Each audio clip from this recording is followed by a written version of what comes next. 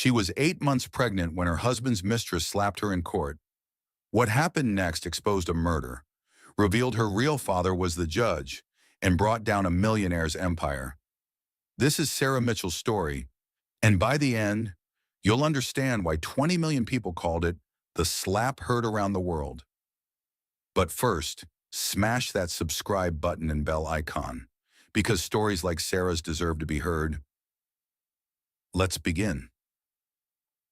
The mahogany doors of the courthouse swung open with a groan that seemed to echo Sarah Mitchell's breaking heart. At 28 years old and 8 months pregnant, she moved with the careful grace of someone carrying precious cargo through a minefield.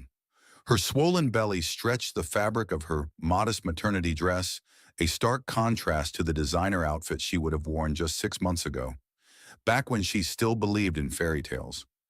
"You've got this," she whispered to herself, one hand protectively cradling her stomach where her unborn son kicked restlessly.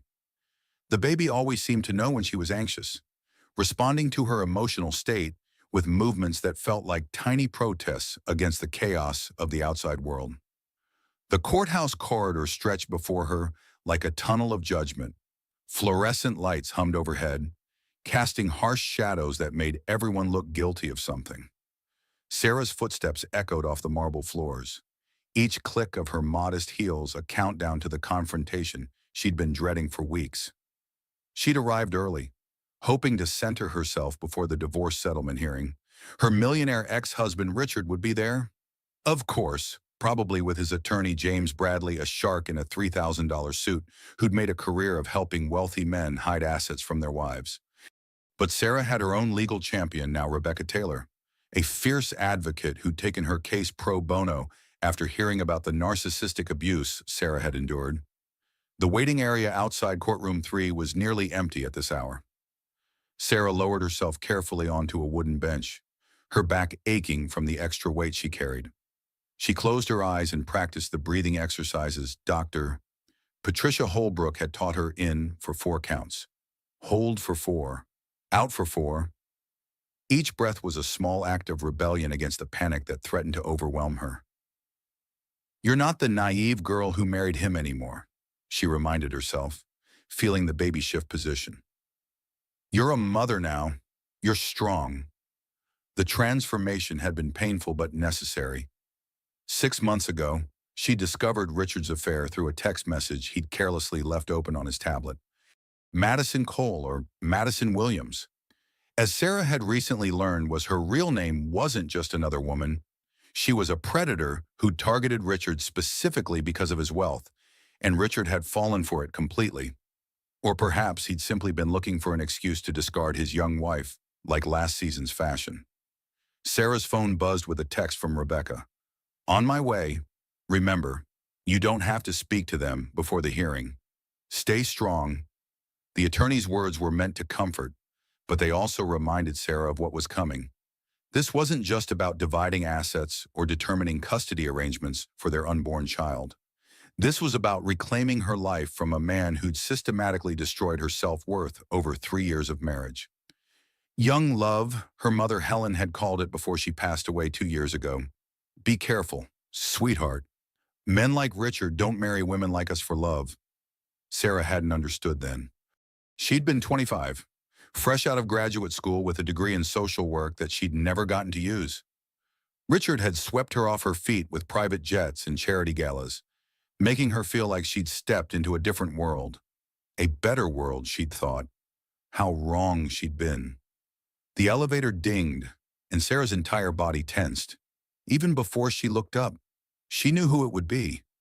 There was a particular sound to Richard's walk, confident, measured steps that announced his importance to anyone within earshot. He emerged from the elevator in his signature navy suit, phone pressed to his ear, already conducting business as if this divorce was just another item on his schedule.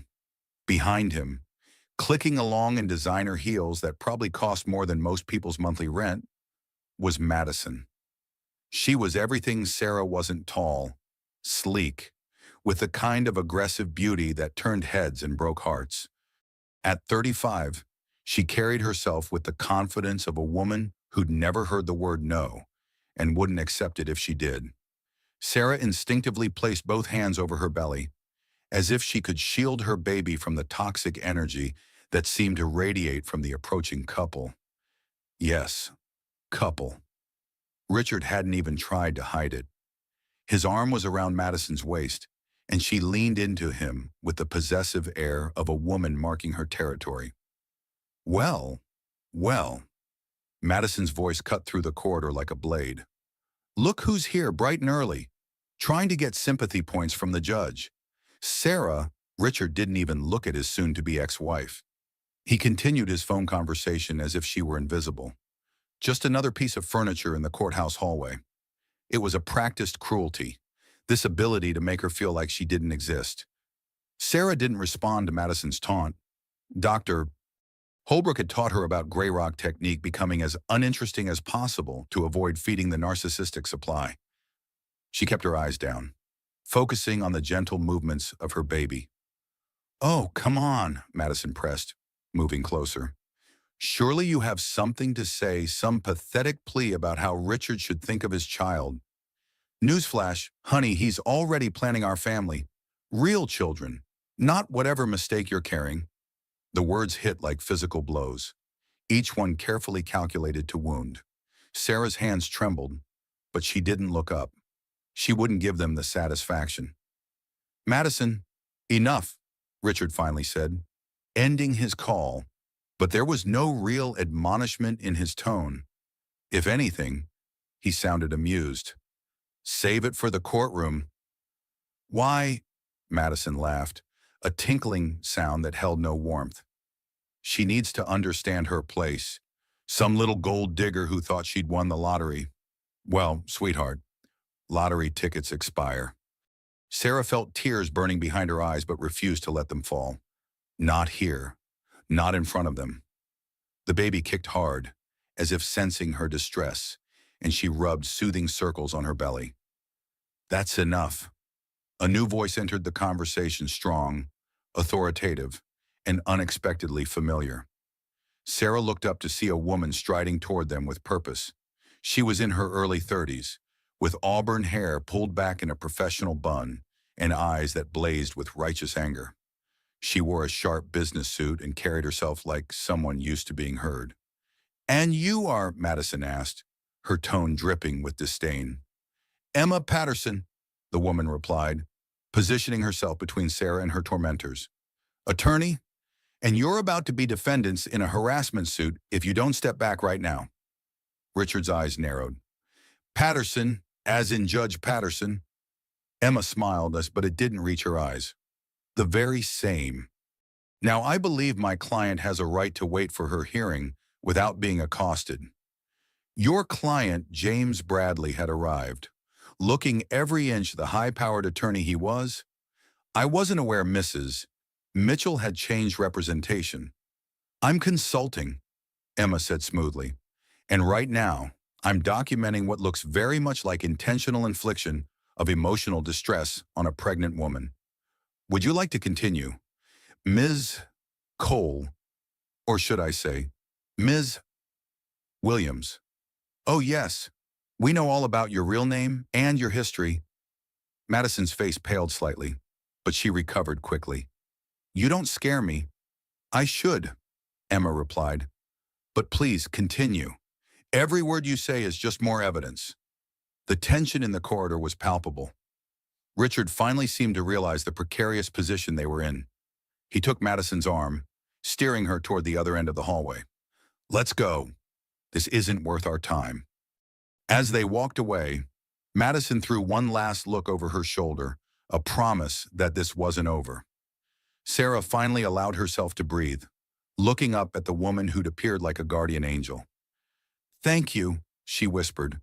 Emma's expression softened as she sat down beside Sarah. You don't need to thank me. We're family, after all. Sarah's brow furrowed in confusion. I'm sorry, what? It's a long story, Emma said, glancing at the courtroom doors. One that involves your mother, Helen Parker, and a father neither of us knew we shared. But right now, we need to focus on getting you through this hearing. The revelation hit Sarah like a lightning bolt. We're sisters. Emma nodded, tears glistening in her eyes. Half-sisters, I've been looking for you for months, ever since I discovered the truth. I'm sorry I'm only showing up now, when you need help. But I promise you, Sarah, you're not alone anymore. You have family, and we protect our own. Before Sarah could process this shocking revelation, Rebecca Taylor arrived, her heels clicking efficiently across the marble floor. Sarah, I'm here. Are you ready? But Sarah wasn't listening. She was staring at Emma, seeing for the first time the familiar shape of her nose, the way she tilted her head when thinking little things that suddenly made sense. The baby kicked again, and Sarah gasped. Are you okay? Both women asked simultaneously. I think I'm having a contraction, Sarah admitted, her hand going to her lower back where pain was starting to radiate. It's probably just Braxton Hicks, Rebecca said, though concern colored her voice. The stress of the day. We should get you some water. Emma was already moving, heading to the water fountain with a paper cup. As she did, the courtroom doors opened, and a bailiff stepped out. Mitchell versus Mitchell, Judge Patterson is ready for you? Sarah's eyes widened. Judge Patterson? But that would be... Our father, Emma finished quietly. He doesn't know you're his daughter. I haven't told him yet. I wanted to be sure you were okay with it first. The reality of the situation crashed over Sarah like a wave. She was about to face her millionaire ex-husband and his mistress in a divorce settlement hearing, presided over by a father she'd never known existed, while her newly discovered sister stood by her side, and her baby seemed determined to make his own dramatic entrance. I can't do this, Sarah whispered. Emma took her hand, squeezing gently. Yes, you can. You're stronger than you know. Mom would be so proud of you. You knew our mother, only through stories and letters. But I know she loved you fiercely, and I know she'd want you to fight for yourself and your baby. So that's what we're going to do. Rebecca looked between them, clearly sensing there was more to the story but professional enough not to pry. We need to go in. Sarah, are you ready? Sarah stood slowly, one hand on her belly, the other still clasped in Emma's. I'm ready. The courtroom was smaller than Sarah had expected, more intimate and therefore more intimidating. Dark wood paneling covered the walls, and morning light filtered through tall windows, casting long shadows across the floor. The American flag stood in one corner, a silent witness to the justice about to be sought or denied. Judge William Patterson sat behind the bench, an imposing figure even in his black robes. He was in his late 50s, with silver hair and piercing blue eyes that seemed to take in everything at once. Sarah found herself searching his face for any resemblance, any hint of the connection Emma claimed they shared. Please be seated, Judge Patterson instructed, his voice carrying the authority of 3 decades on the bench. We're here for the matter of Mitchell versus Mitchell, case number 4739. I see both parties are present with counsel. Richard and Madison sat at the plaintiff's table with James Bradley.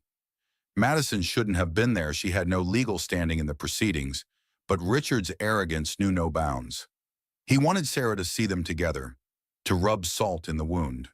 Sarah took her seat between Rebecca and Emma, her back aching with each movement. The baby had been restless all morning, and the Braxton Hicks contractions were coming more frequently. She forced herself to focus on Rebecca's opening statement. Your Honor, Rebecca began, standing with perfect posture. We're here today to address the equitable distribution of marital assets and to establish custody arrangements for the child Mrs. Mitchell is carrying. My client has been subjected to narcissistic abuse throughout her marriage, including financial control, emotional manipulation, and infidelity. James Bradley stood before Rebecca could continue. Objection, Your Honor. These are unsubstantiated allegations meant to prejudice the court. Mr. Bradley, Judge Patterson said evenly, this is a hearing, not a trial. I'll allow Miss Taylor to present her case. You'll have your opportunity to respond. Rebecca nodded gratefully and continued. My client discovered her husband's affair 6 months ago. Since then, She has been systematically cut off from marital funds, forced to rely on the charity of friends, and subjected to a campaign of harassment designed to break her spirit and force her to accept an unconscionable settlement. That's ridiculous, Madison burst out, ignoring the sharp look from James Bradley. She's nothing but a gold digger who got pregnant to trap Richard. Judge Patterson's gavel came down hard. Ms. Cole, you are not a party to this case. If you cannot remain silent, you will be removed from my courtroom. Madison's face flushed with anger, but Richard placed a hand on her arm, and she subsided. Sarah noticed the calculating look in Madison's eyes and felt a chill run down her spine. This woman was dangerous, not just mean. Mr.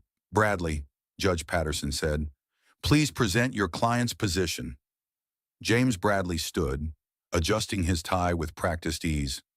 Your Honor, and my client, Richard Mitchell, has been more than generous. He's offered Mrs. Mitchell a settlement of $250,000, which is more than fair considering the length of the marriage and her limited contribution to the marital assets. Limited contribution? Rebecca's voice was sharp. Mrs.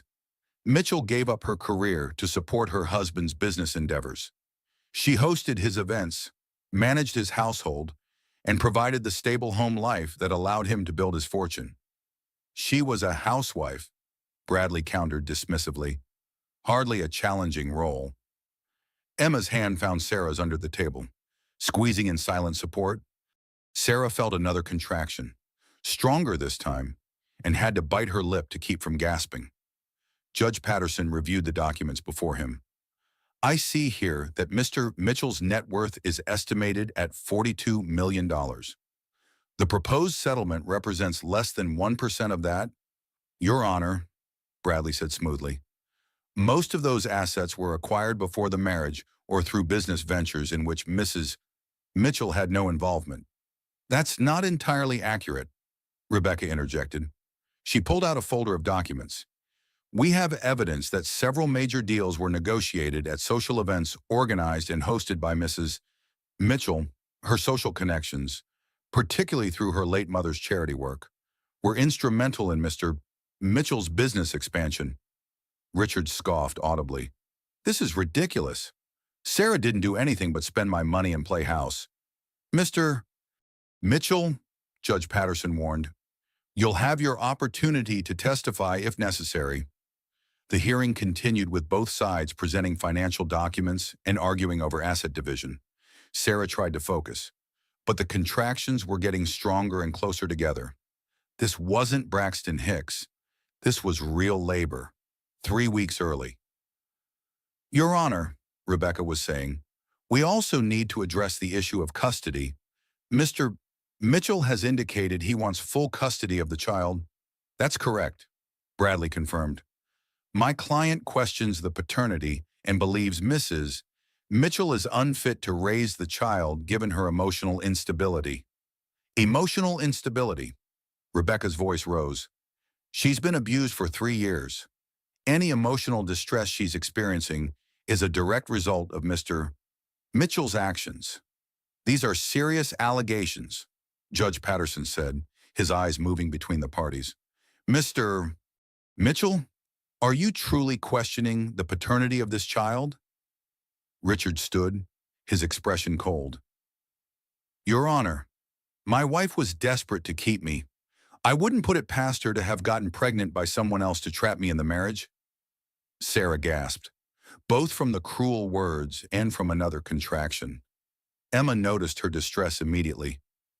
Your Honor, Emma said, standing.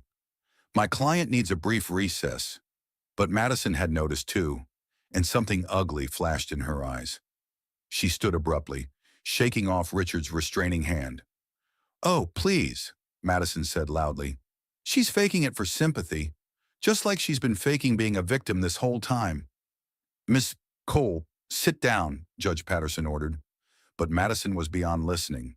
She stormed around the table toward Sarah, her face twisted with rage. You pathetic little nobody. You think you can take Richard's money? You think that baby will keep him tied to you? Everything happened in slow motion. Madison raised her hand. and before anyone could react, she slapped Sarah hard across the face. The sound echoed through the courtroom like a gunshot. Sarah fell backward, her hands instinctively going to protect her belly. Emma caught her before she hit the ground, but the damage was done. Sarah cried out in pain as a strong contraction seized her body, and she felt a warm gush of fluid. "My water!" Sarah gasped. "My water just broke!" The courtroom erupted in chaos. Judge Patterson was on his feet, shouting for security. Rebecca was calling 911. Emma cradled Sarah protectively, her face a mask of fury as she glared at Madison. "You assault a pregnant woman in front of a judge." Emma's voice was deadly quiet. "You just ended your own future." Madison seemed to realize what she'd done, her face draining of color. "I didn't mean—" She provoked me. "Security, arrest Ms. Cole for assault," Judge Patterson ordered as two officers entered the courtroom. His face was thunderous, all judicial impartiality gone. "Mr. Mitchell, control your companion." But Richard just stood there, looking inconvenienced rather than concerned. "This is all very dramatic, but surely we can continue the hearing." "Continue," Emma whirled on him. "Your pregnant wife is in labor because your mistress assaulted her, and you want to continue." "She's my ex-wife," Richard corrected coldly. "Or she will be soon." Sarah moaned as another contraction hit. They were coming fast now. Too fast. "The baby," she panted. "Something's wrong. It's too early." Judge Patterson came down from the bench, and for a moment, his professional mask slipped. He looked at Sarah with an expression of deep concern, almost paternal. "The ambulance is on the way," he said gently. Then, to Emma, "Take care of her." "I'm not leaving her," Emma said firmly. As the EMTs arrived and began attending to Sarah, Madison was being handcuffed. "Richard, do something," she shrieked. Richard's response chilled everyone in the room. "You're on your own. Madison, I don't associate with criminals." Madison's face transformed from disbelief to rage. "You bastard, I did everything for you. I got rid of your second wife the same way. Remember, you promised me." "Shut up," Richard roared, but it was too late. Judge Patterson's voice cut through the chaos. "Detective Roberts, I believe we need to expand this investigation. Mr. Bradley, advise your client not to leave town." Detective Michelle Roberts, who'd been observing from the gallery, stepped forward. "Already on it, Your Honor." As the EMTs prepared to transport Sarah, she grabbed Emma's hand. "Don't leave me. Please, I'm scared." "I'm not going anywhere," Emma promised. "We're family. Remember." Judge Patterson watched the scene, his expression unreadable. "Ms. Patterson, accompany your client to the hospital. This hearing is postponed indefinitely, and Mr. Mitchell," he turned to Richard with barely concealed disgust, "you might want to hire a criminal attorney. You're going to need one." As Sarah was wheeled out, she heard Madison screaming from the hallway where she was being arrested. "This isn't over. You can't do this to me. I know things. I know everything." The last thing Sarah saw before the ambulance doors closed was Emma's fierce, protective face, and behind her, Judge Patterson standing in the courthouse entrance, his judicial robes billowing in the wind, watching them leave with an expression of profound sadness. The hospital room smelled of antiseptic and fear. Sarah gripped the bed rails as another contraction tore through her body, her knuckles white with the effort of not screaming. The monitors beeped steadily, tracking her baby's heart rate, which the nurses kept checking with increasingly concerned expressions. "You're doing great," Emma said, dabbing Sarah's forehead with a cool cloth. She hadn't left Sarah's side since they'd arrived 2 hours ago. "Just breathe through it." "It's too early," Sarah panted. "He's not ready. I'm not ready." Dr. Patricia Holbrook had arrived shortly after them, not as Sarah's therapist, but as her support person. "Sarah, listen to me," she said in her calm, professional voice. "Your baby is 37 weeks. That's considered full term? He's ready, and so are you. Another contraction hit, and Sarah cried out. The pain was different from what she'd expected, not just physical, but emotional. Everything was happening too fast. The assault, the revelation about Emma, the labor. Her mind couldn't process it all. "Where's Rebecca?" Sarah asked between contractions. "She's handling things at the courthouse," Emma replied. "Madison's being formally charged, and there's a lot of paperwork. She said to tell you not to worry about anything except having this baby." A nurse came in to check Sarah's dilation. 7 centimeters, she announced. "You're progressing quickly. The doctor will be in soon." As the nurse left, Sarah grabbed Emma's hand. "Tell me about our father. Tell me about Judge Patterson." Emma hesitated. "Are you sure you want to do this now? I need something to focus on besides the pain. Please." Emma sat on the edge of the bed, still holding Sarah's hand. "Our mother, Helen, had a brief relationship with William Patterson before she married your father. She was young, working as a court reporter. He was a young attorney, brilliant and ambitious. They fell in love, but his family didn't approve. She wasn't from the right social class." Sarah listened, trying to picture her mother as a young woman in love. Helen had never spoken of any man before Sarah's father. "She left without telling him she was pregnant," Emma continued. "She moved to another state, had me, and raised me alone for 5 years. Then she met your father, David Parker. They married, and she had you. I think she wanted to give us both the family she never had." "But why didn't she tell me about you?" Sarah asked, then tensed as another contraction began. Emma helped her breathe through it before answering. "Your father didn't want me. He tolerated my presence but made it clear I wasn't his daughter. When they divorced, I was 12 and you were 7. The custody agreement gave me to our mother only part-time, and your father got primary custody of you. He didn't want us to have contact. That's why I barely remember you," Sarah whispered. "Mom would sometimes mention an older sister, but Dad said she was confused." "She wasn't confused. She was heartbroken. She wrote me letters about you constantly. How smart you were. How kind. She saved every picture, every report card. When she died, she left me a box full of memories of you." Tears streamed down Sarah's face, mixing with sweat. "And our father, Judge Patterson. I found out about him after Mom died. She left me a letter explaining everything. I reached out to him 6 months ago. He was shocked but accepted me immediately. He's been trying to make up for lost time." "Does he know about me?" Emma shook her head. "I wanted to tell him, but then I found out about your situation with Richard. I thought you had enough to deal with. I was planning to tell you both after the divorce was finalized." The door opened and a doctor entered. But it wasn't the obstetrician Sarah expected. It was an older man with kind eyes and gentle hands. "Mrs. Mitchell, I'm Dr. Anderson. Dr. Kumar is in emergency surgery, so I'll be delivering your baby." "How are we doing?" "Scared," Sarah admitted. "That's perfectly normal," he said, checking her chart. "I understand you've had quite a traumatic day, but your baby's heart rate is strong, and you're progressing well. We're going to take excellent care of both of you." As he examined her, Sarah's phone buzzed with a text. Emma checked it and gasped. "What is it?" Sarah asked. "It's from Rebecca. Madison's talking.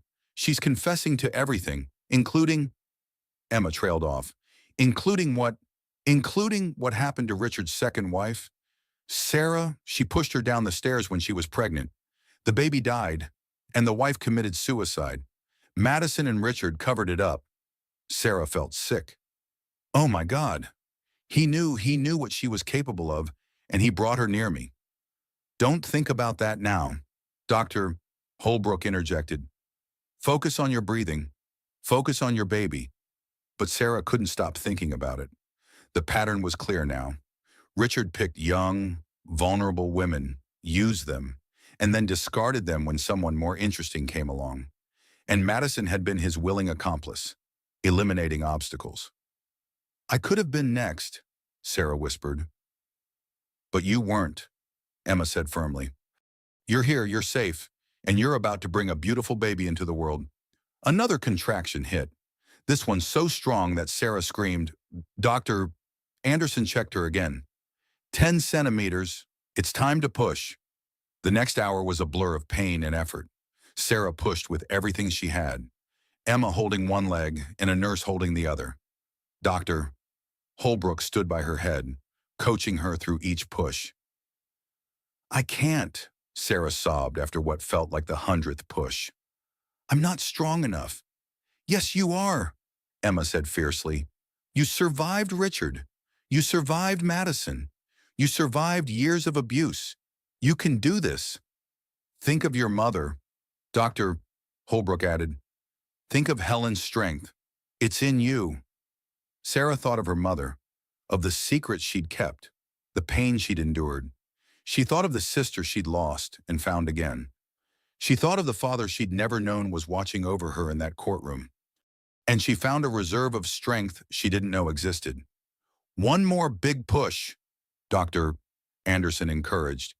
The head is almost out. Sarah bore down with everything she had, a primal scream tearing from her throat. And then, suddenly, the pressure was gone, replaced by a thin, angry wail. It's a boy, Dr.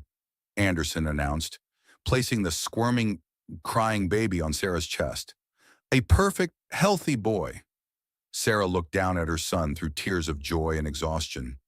He was small but perfect, with a shock of dark hair and tiny fists that waved in protest at being born. The moment he was placed on her chest, he stopped crying, as if recognizing her heartbeat. He's beautiful, Emma whispered, tears streaming down her own face. What's his name? Sarah hadn't decided.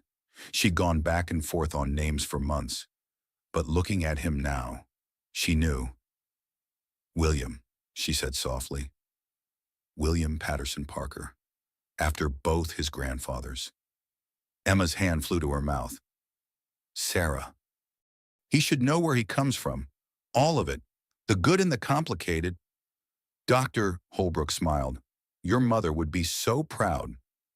As the nurses cleaned and measured baby William, Sarah's phone rang. Emma answered it, stepping away to talk. When she returned, her face was pale. That was Rebecca. Richard's been arrested. Madison gave the police enough evidence to charge him as an accessory to murder. And Sarah, Judge Patterson knows about you being his daughter. Rebecca had to tell him to explain why she needed emergency custody papers drawn up. What did he say?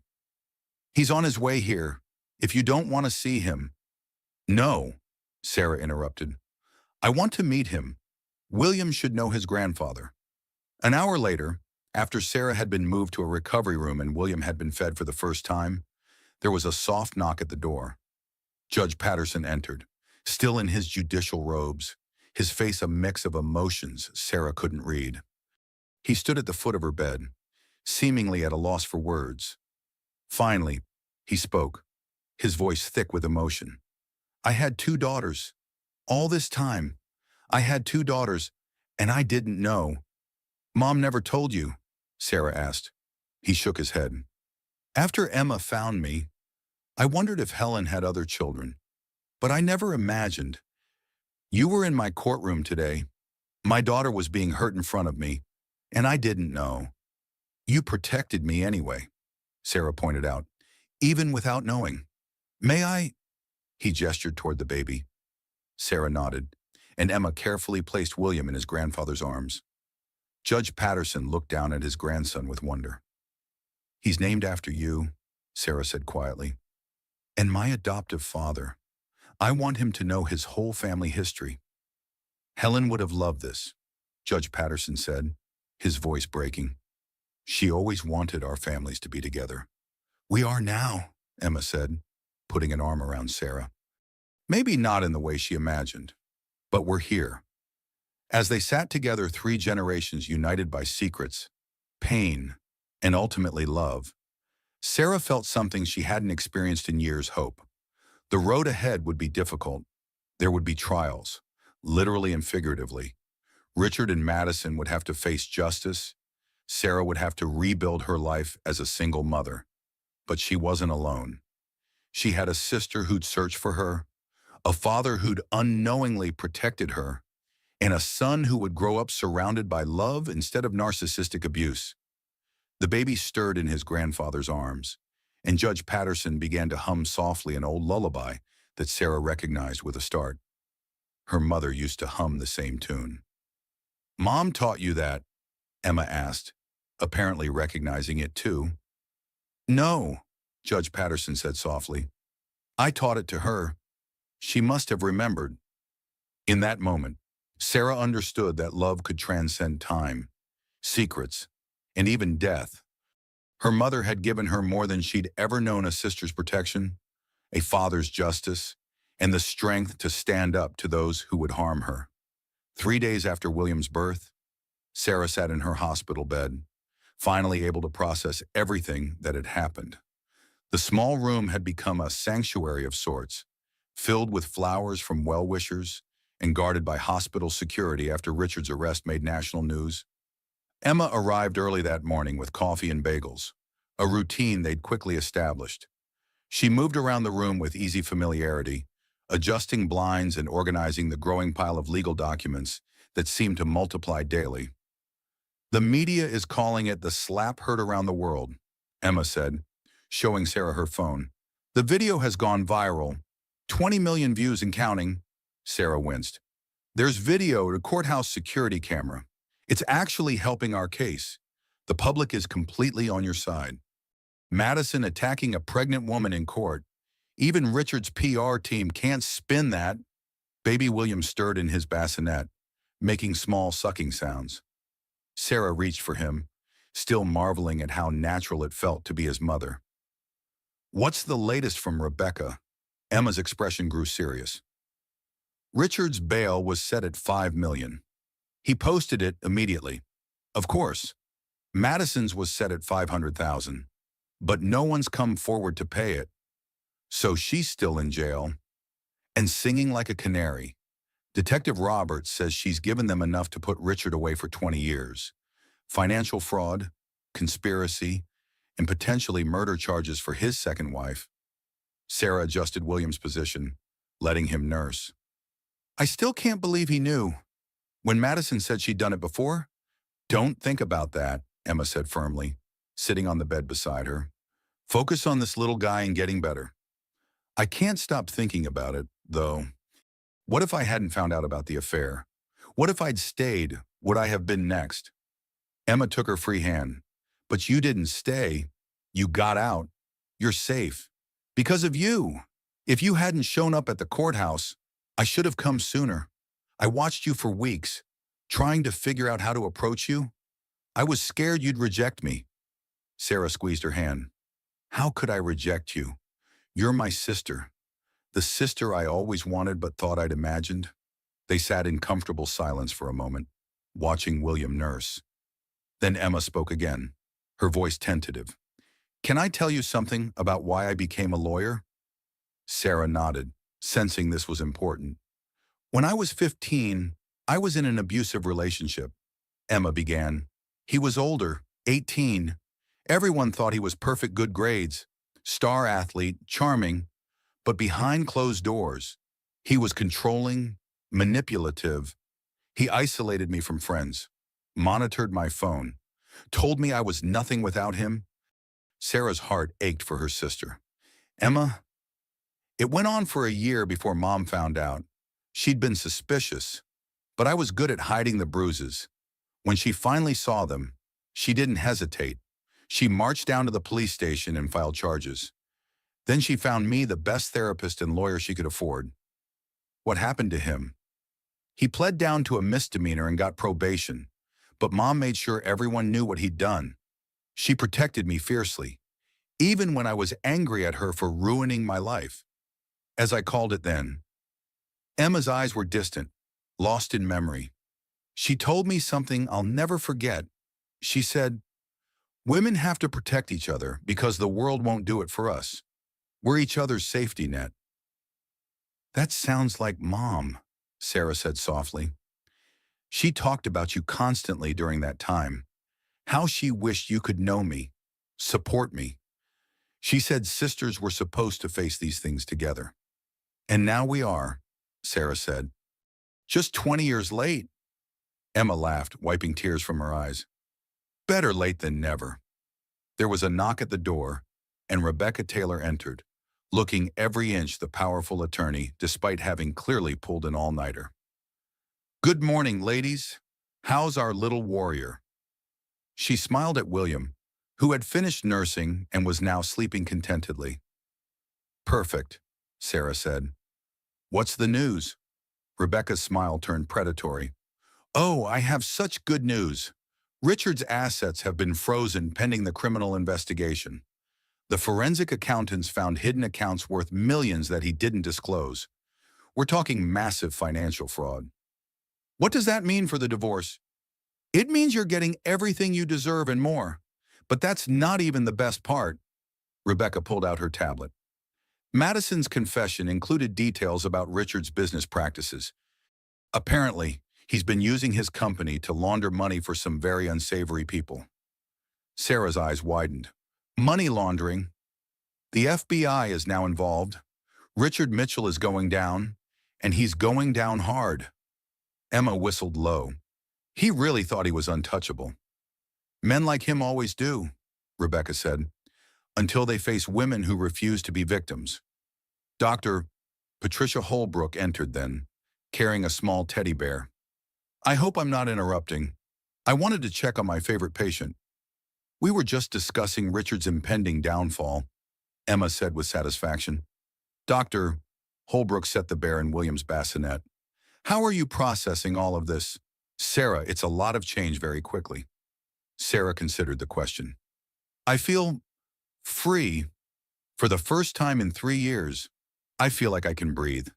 Is that wrong? Should I feel guilty? Why would you feel guilty, Doctor? Holbrook asked. Because I loved him once, or I thought I did, and now his life is destroyed. He destroyed his own life, Rebecca said firmly. You just stopped letting him destroy yours. She's right. Dr. Holbrook agreed. What you're feeling is completely normal. You're grieving the relationship you thought you had while celebrating your freedom from what it actually was. Judge Patterson appeared in the doorway, carrying a bouquet of pink roses. I'm sorry, is this a bad time? Dad, Emma stood to hug him. It was still strange for Sarah to hear Emma call him that, to see their easy affection. How are my girls today? He asked, his eyes soft as they landed on Sarah and William. We're good, Sarah said, still getting used to having a father figure in her life.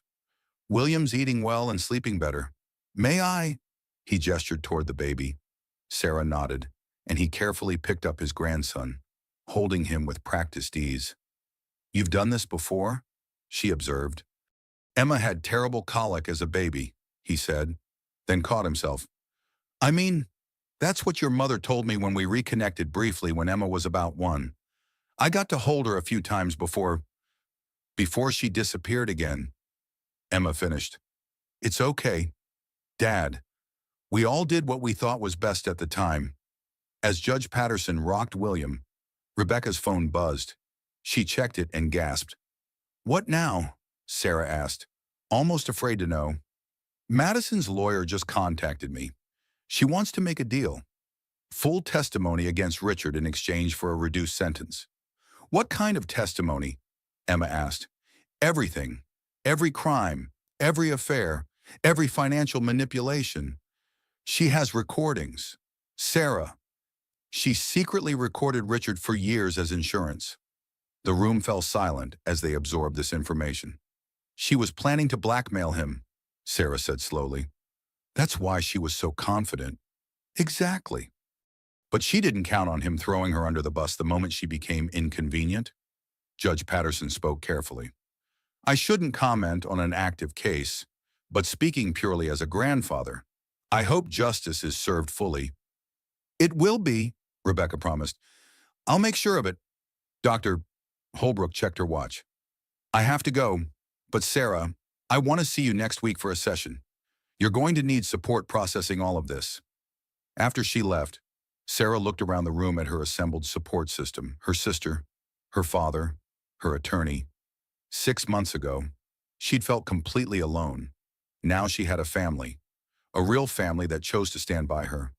I want to establish a foundation, Sarah said suddenly. Everyone turned to look at her. For women like me, young women trapped in abusive relationships who think they have no options, I want to use whatever money I get from Richard to help others escape. Emma's face lit up. I'll help. I can provide legal services. I can connect you with other judges and legal professionals who'd support this. Judge Patterson added, and I'll make sure you get enough money to make a real difference, Rebecca said with a shark-like smile. William made a small sound, and Sarah looked down at him. Your daddy might be a narcissistic criminal, but you're going to grow up surrounded by people who fight for justice. You're going to learn that real strength isn't about controlling others, it's about lifting them up. The afternoon sun slanted through the hospital windows as Sarah prepared for discharge. William, now 5 days old, slept peacefully in his car seat while Emma helped pack the accumulated gifts and flowers. The media attention had been overwhelming. Every major news outlet wanted an interview with the woman whose divorce hearing had exposed a murder conspiracy. The car's ready, Emma said, zipping up the last bag. Security will escort us to the parking garage. There are still reporters everywhere. Sarah nodded, adjusting William's blanket one more time. She was nervous about leaving the safety of the hospital, but Dr. Anderson had cleared them both for discharge. Wait, a familiar voice called from the doorway. Judge Patterson stood there, looking unusually uncertain. Could I speak with you privately for a moment, Sarah? Emma started to leave, but Sarah stopped her. Stay, please, we're family. Judge Patterson entered, closing the door behind him. He seemed to struggle with his words, so different from the commanding presence he showed in court. I've been thinking about your mother, he finally said. About Helen, about the choices she made. Sarah waited, sensing this was important. She came to my courtroom once, he continued. About 15 years ago. You would have been 13. It was a custody modification hearing your father wanted to move out of state with you. Sarah's breath caught. I remember that. Dad said Mom was being unreasonable. She fought like a lioness for you. Represented herself because she couldn't afford an attorney. I didn't know who she was to me then, of course, but I remember being impressed by her determination. Did she win? Partially. I denied the relocation request, but had to maintain the custody arrangement. Your father had better resources, a stable home. Your mother was struggling financially. His voice grew thick with regret. If I'd known she was the Helen I'd loved, if I'd known you were my daughter. You couldn't have known, Sarah said gently. But I should have seen it. You have her eyes, her chin. And the way you held yourself in my courtroom during your hearing, it was exactly how she stood that day. Dignified despite everything. Emma moved closer to their father. Dad, you can't torture yourself with what-ifs. Can't I? I had 2 daughters I didn't know about. Helen struggled alone while I advanced my career. Became successful. Could have helped. She made her choice, Sarah said, surprising herself with the lack of bitterness in her voice. Mom was proud. She wouldn't have wanted help from someone she'd walked away from. Judge Patterson pulled out a worn envelope from his jacket. She sent me this letter a month before she died. I've carried it ever since Emma found me, but I haven't had the courage to open it. He handed it to Sarah. Her name was written on the front in her mother's distinctive handwriting. With trembling fingers, Sarah opened the envelope. Inside was a single sheet of paper covered in her mother's careful script. My dearest William, if you're reading this, then Emma has found you, just as I knew she would. She's like you, determined, brilliant, unable to let a mystery go unsolved. There's something else you need to know. You have another daughter. Sarah is yours, or though she doesn't know it. David Parker agreed to raise her as his own in exchange for my silence about his affairs. It seemed like the best solution at the time. I was young and foolish and thought I was protecting everyone. But I was wrong. I robbed you of 2 daughters. I robbed them of a father and each other. It's my greatest regret. Sarah is special. William. She has your sense of justice, but also a gentleness that will make her vulnerable to those who would exploit it. If you're reading this, I'm gone, and she's alone. Please, if you can find it in your heart, watch over her. She'll need protection, though she won't know to ask for it. I never stopped loving you. I hope someday you can forgive me. Forever yours, Helen. The letter trembled in Sarah's hands. She knew. She knew you'd find each other. Judge Patterson was crying openly now, something Sarah suspected he rarely did. She tried to tell me so many times. There were phone calls where she'd start to say something, then stop. Now I understand. We can't change the past, Emma said, her own voice thick with emotion. But we're here now, all of us. William chose that moment to wake, his small cry filling the room. Sarah lifted him from his car seat, holding him close. Your grandson needs you, she said to Judge Patterson. We both do. It doesn't matter how we got here. What matters is that we're family now. Judge Patterson moved closer, his hand hovering uncertainly over William's head. I want to be a good grandfather, a good father, but I don't know how. I've been a judge for so long. I've forgotten how to just be a person. You protected me in that courtroom, Sarah reminded him. Even before you knew, that's being a father. And you've been wonderful with me, Emma added. Patient, kind, making up for lost time without pushing too hard.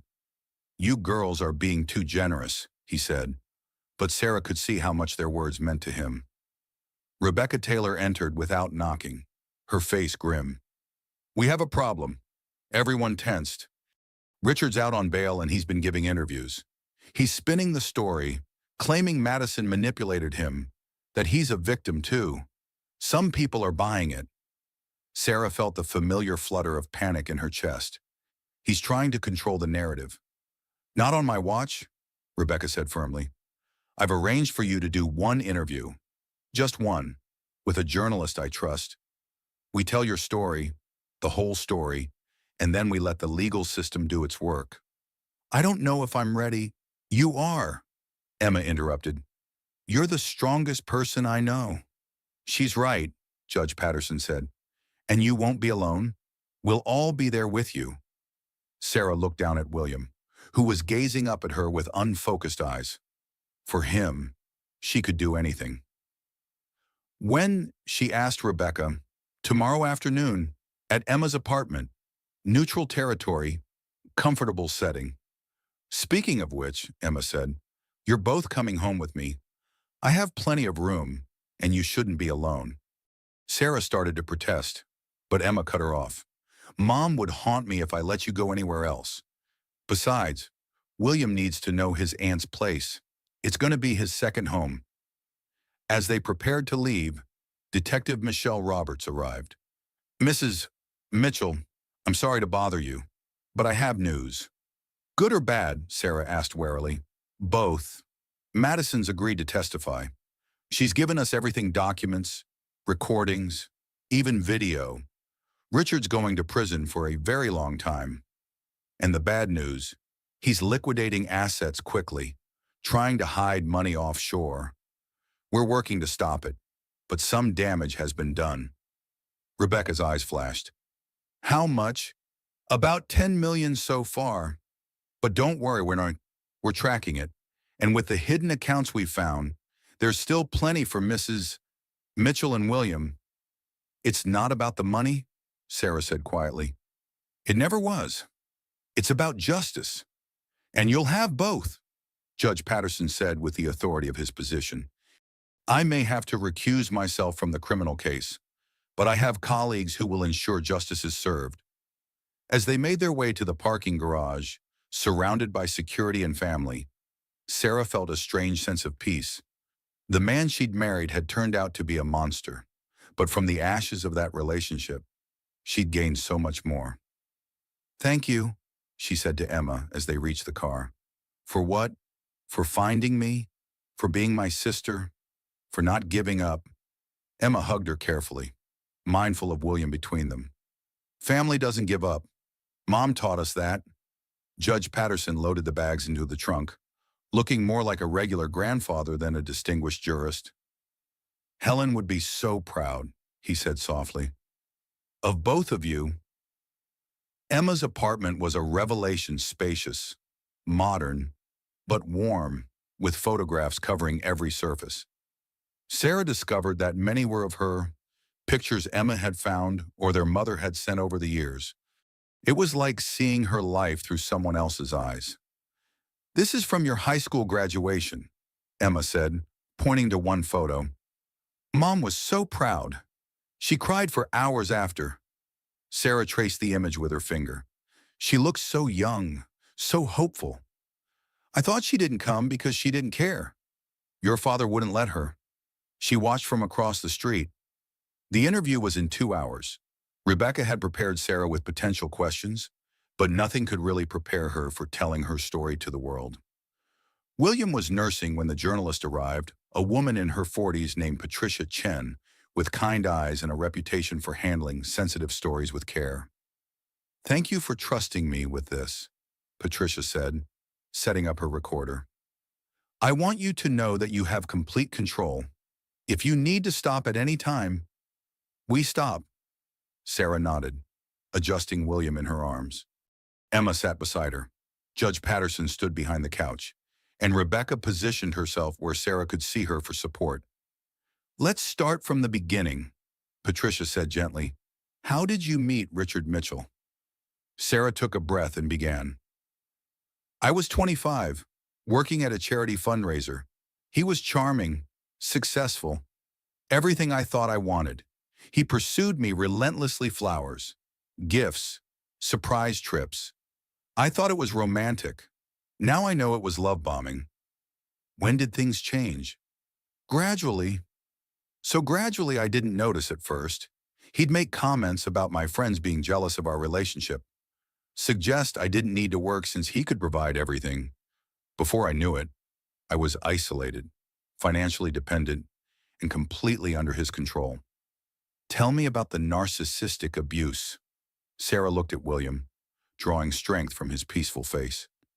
Narcissistic abuse is insidious because it makes you doubt your own reality. Richard would tell me I was overreacting, too sensitive, that I was lucky he put up with me. He'd give me the silent treatment for days if I disagreed with him, then act like nothing happened. And when you got pregnant, he was furious, accused me of trying to trap him. That's when I found out about Madison. Patricia leaned forward. The woman who assaulted you in court, yes, though I've learned she was more than just his mistress. She was his accomplice in terrible things. You mean his second wife's death? Sarah nodded, tears starting to fall. A young woman and her baby died because of them, and I could have been next. Emma took her hand as Patricia continued. How do you feel about Richard now? Sarah considered the question. I pity him. He's so empty inside that he has to destroy others to feel powerful. But I also want him held accountable, not just for me, but for all his victims. And Madison, she's a predator who found a willing partner in Richard. They enabled each other's worst impulses. Patricia turned to Judge Patterson. Your Honor, how does it feel to discover this family connection in such circumstances? Judge Patterson cleared his throat. It's been humbling. I've spent my career dispensing justice, but I failed to see the injustice happening to my own daughter. It's made me reconsider many things. Will you preside over the criminal case? No, I've recused myself, but I trust my colleagues to handle it appropriately. The interview continued for another hour. Sarah talked about the slap, the emergency delivery, finding her sister and father. By the end, she was exhausted but felt lighter somehow. One last question, Patricia said. What message do you have for other women in similar situations? Sarah looked directly at the camera they'd set up. You're not crazy. You're not too sensitive. You're not alone. The shame isn't yours, it belongs to your abuser. And you deserve so much better. There are people who will believe you, support you, and help you escape. Please reach out. Your life is waiting on the other side of fear. After Patricia left, they sat in silence for a moment. Then Rebecca's phone exploded with notifications. What is it? Emma asked. Rebecca was scrolling rapidly. The interview won't air until tomorrow, but someone leaked that it happened. Richard's having a meltdown on social media. She showed them his posts rambling, angry messages about being persecuted, about Sarah being a gold digger, about the unfairness of it all. He's destroying himself, Judge Patterson observed. No lawyer would advise this. James Bradley dropped him as a client this morning, Rebecca said with satisfaction. No one wants to be associated with him now. William started crying, and Sarah stood to walk him around the apartment. As she passed the window, she saw a crowd gathering outside. Emma, look. Emma joined her at the window. Below, women were holding signs, Justice for Sarah. Protect pregnant women. Believe survivors. They're supporting you, Emma said in wonder. They're supporting all of us, Sarah corrected. Every woman who's been where I've been. The next morning, the interview aired. Within hours, it had been viewed millions of times. The response was overwhelming, thousands of women sharing their own stories, offering support, demanding justice. But the real victory came that afternoon when Detective Roberts called. We got him, she said simply. Richard's been arrested for conspiracy to commit murder, money laundering, and fraud. No bail this time. He's not getting out. Sarah sank onto the couch, William in her arms. It's over. The criminal case is just beginning. But yes, he's going away for a long time. After she hung up, Sarah looked at her assembled family. I want to go to the courthouse. Why? Emma asked. To see him arrested, to look him in the eye one last time. Judge Patterson stood. Then we go together. The courthouse was surrounded by media and supporters. As their car pulled up, the crowd parted respectfully. Women reached out to touch Sarah gently, offering words of encouragement. Inside, they found a spot where they could see Richard being brought in. He was in handcuffs, his expensive suit wrinkled, his face haggard. When he saw Sarah, he tried to lunge toward her, but the officers held him back. You did this, he shouted. You ruined everything. Sarah stepped forward, William secure in her arms, Emma and Judge Patterson flanking her. No, Richard, you did this. Every choice, every cruelty, every crime, that was all you. You're nothing without me. You were nobody before me, and you'll be nobody after. Sarah smiled then, a genuine smile that seemed to confuse him. You're wrong. I was somebody before you tried to break me. And I'm definitely somebody now. I'm a survivor, a mother, a sister, a daughter. I'm free. As the officers dragged him away, still ranting, Sarah turned to her family. Let's go home.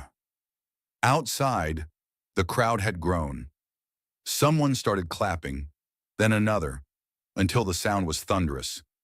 Sarah stood on the courthouse steps, the same steps where her life had changed just days ago, and raised her hand in acknowledgement. Sarah, Sarah, Sarah, the crowd chanted. You've become a symbol, Emma said in her ear. Then I better be worthy of it, Sarah replied. Rebecca appeared beside them. The foundation paperwork is ready whenever you are, and Sarah Madison wants to meet with you. Sarah's stomach dropped. Why? She says she has something important to tell you, something about your mother. The meeting with Madison was set for the following week at the county jail. Sarah had agonized over whether to go, but ultimately, the mention of her mother had decided it. Emma insisted on accompanying her, and Rebecca arranged for security. Madison looked different in her orange jumpsuit, smaller, somehow, without her designer clothes and carefully applied makeup. Her eyes, however, remained calculating. Thank you for coming, Madison said, her voice lacking its usual venom. You have 5 minutes, Sarah replied coldly. Madison laughed bitterly. Still so proper. That's what Richard liked about you at first. You know, the perfect little wife who'd never challenge him. 4 minutes and 40 seconds. Fine. Your mother came to see me 2 years ago. Sarah's breath caught. That's impossible. She was already sick, though she hid it well. She knew about Richard and me. She'd hired a private investigator. Emma leaned forward. Why would she come to you? To warn me? Can you believe that she wanted to warn me about Richard? Said she'd seen what he'd done to his second wife, suspected what we'd done, and didn't want another woman to die. Sarah's hands trembled. My mother tried to save you. I laughed in her face, told her she was a pathetic old woman whose daughter had traded up. But she said something I'll never forget. She said, women like you think you're predators, but you're just another victim waiting to happen. He'll turn on you, too. She was right, Emma observed. Madison's face twisted. She left me her card, said to call if I ever needed help. I threw it away. But after Richard abandoned me in that courtroom, I remembered her words. Why are you telling me this? Sarah asked. Because I want you to know that your mother saw everything. She knew what Richard was, what I was, and she still tried to protect everyone. Even me. That takes a kind of strength I don't understand. Madison reached into her pocket and pulled out a small key. She gave me this, said if anything happened to her, I should give it to you. I kept it. Don't ask me why. The guard allowed Rebecca to take the key and pass it to Sarah. It was small, brass with a number engraved on it. Safety deposit box, Rebecca said. Looks like First National Bank. Sarah stared at the key, then at Madison. Is this some kind of game? No game. Your mother was the only person who ever looked at me and saw a human being instead of just a threat or a tool. I owe her this much. As they left the jail, Sarah clutched the key tightly. We need to go to the bank now. First National Bank was an old institution downtown, all marble and mahogany. The manager recognized Judge Patterson and expedited the process of accessing the safety deposit box. In the private viewing room, Sarah opened the box with shaking hands. Inside were documents, photographs, and a letter addressed to her. My dearest Sarah, if you're reading this, then I'm gone, and you've somehow met Madison. I pray she gave you this key as I asked, though I know it's unlikely. I've been watching Richard for 2 years now. I hired investigators, gathered evidence, documented everything. I know what he is, what he's capable of. I wanted to protect you, but I knew you wouldn't believe me. You were too in love, too trusting. So I've done what I could from the shadows. The evidence in this box should help if you ever need to divorce him or press charges. There are recordings, photographs, financial documents showing his money laundering, and statements from women he's hurt before you. I also included something else, documentation of your true parentage. William Patterson is your biological father. I've included the DNA test I had done when you were a baby. I'm sorry I kept this from you, but I was young and scared and thought I was protecting everyone. Know that everything I did was out of love. You were the light of my life, my greatest achievement. Be strong, my darling girl. You have more allies than you know. All my love. Mom Sarah sank into a chair, overwhelmed. Emma grabbed the documents, scanning through them quickly.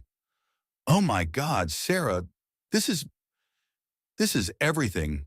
Photos of Richard meeting with known criminals, recordings of him discussing money laundering, evidence about his second wife's death. Your mother built an entire case. Judge Patterson was examining the DNA test results. She had this done 28 years ago. She knew all along and kept the proof. Rebecca was on her phone immediately. I need to get this to Detective Roberts. This is a goldmine of evidence.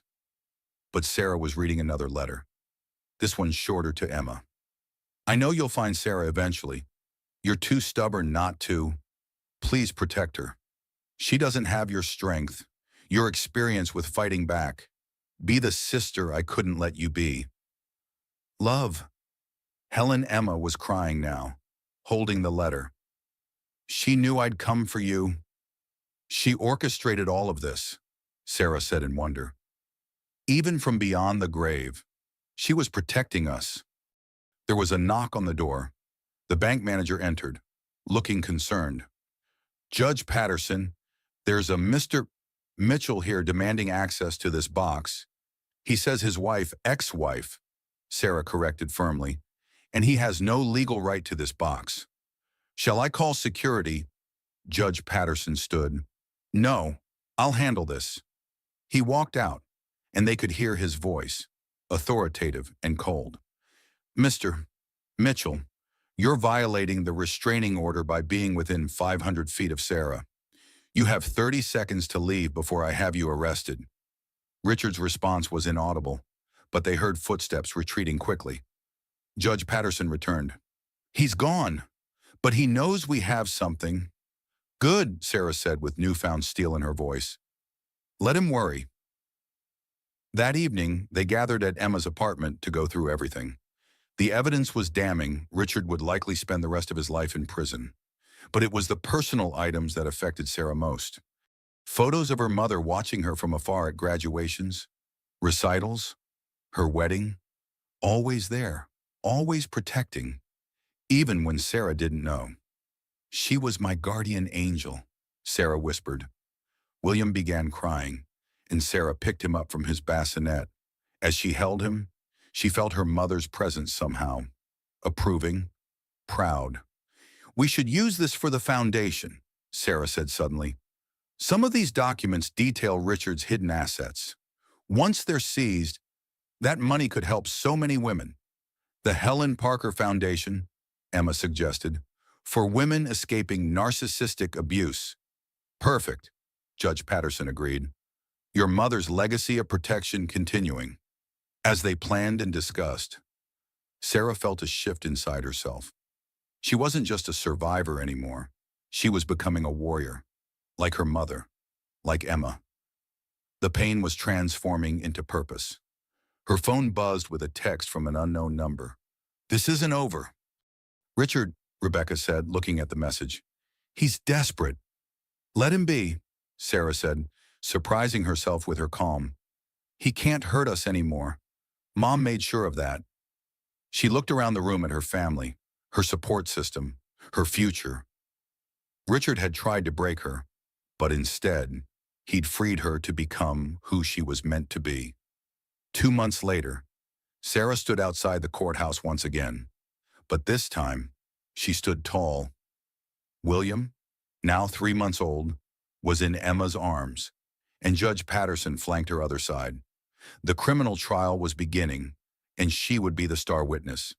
The media presence was even larger than before.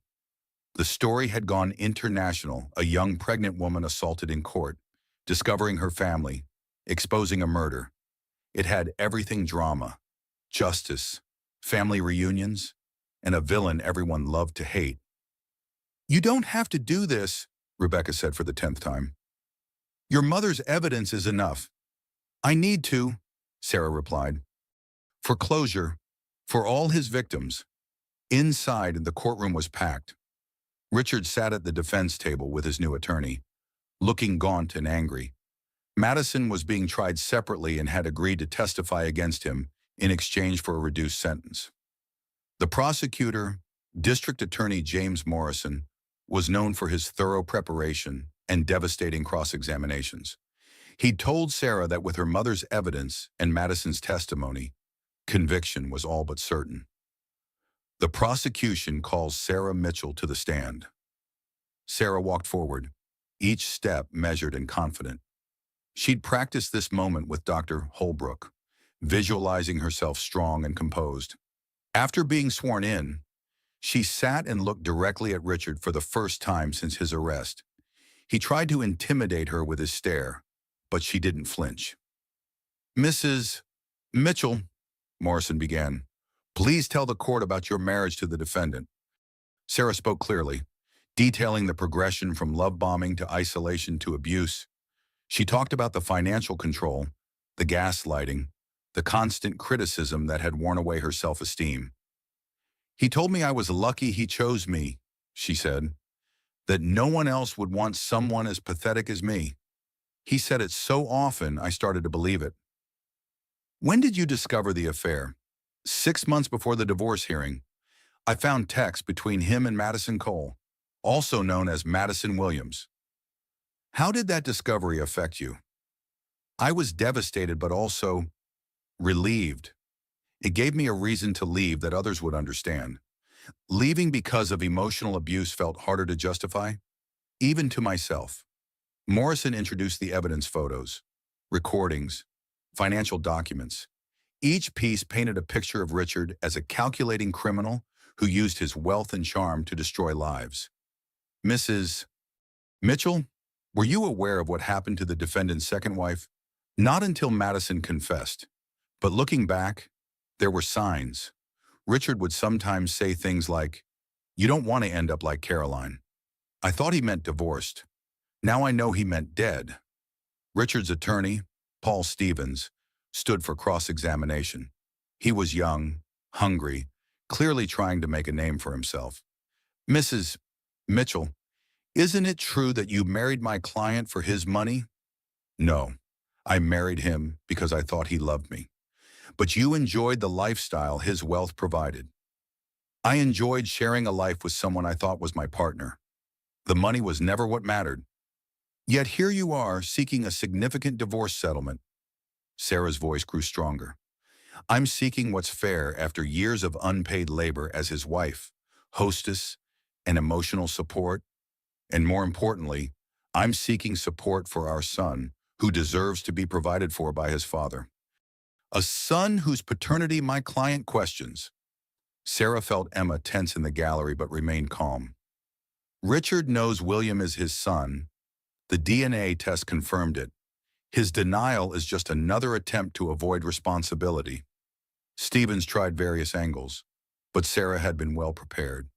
She answered each question honestly but carefully, never losing her composure. Finally, Morrison stood for redirect. "Mrs. Mitchell, what impact has this experience had on your life?" Sarah thought carefully. "It's destroyed who I was, but allowed me to become who I'm meant to be. I've found family I didn't know existed. I've discovered strength I didn't know I had. And I've learned that women supporting women can overcome even the most powerful abusers." As she left the stand, she passed Madison being brought in to testify. Their eyes met, and Madison nodded slightly, a recognition of sorts. Predator acknowledging prey who'd become a warrior. Madison's testimony was devastating. She detailed every crime, every plan, every cover-up. She played recordings of Richard discussing the murder of his second wife, his money laundering operations, his plans to destroy Sarah if she didn't comply with the divorce. "He said pregnant women were easy to get rid of," Madison said, her voice flat. "One push down the stairs, and the problem solves itself." The gallery gasped. Several jurors looked sick. "Did he specifically discuss doing this to Sarah Mitchell?" "Yes.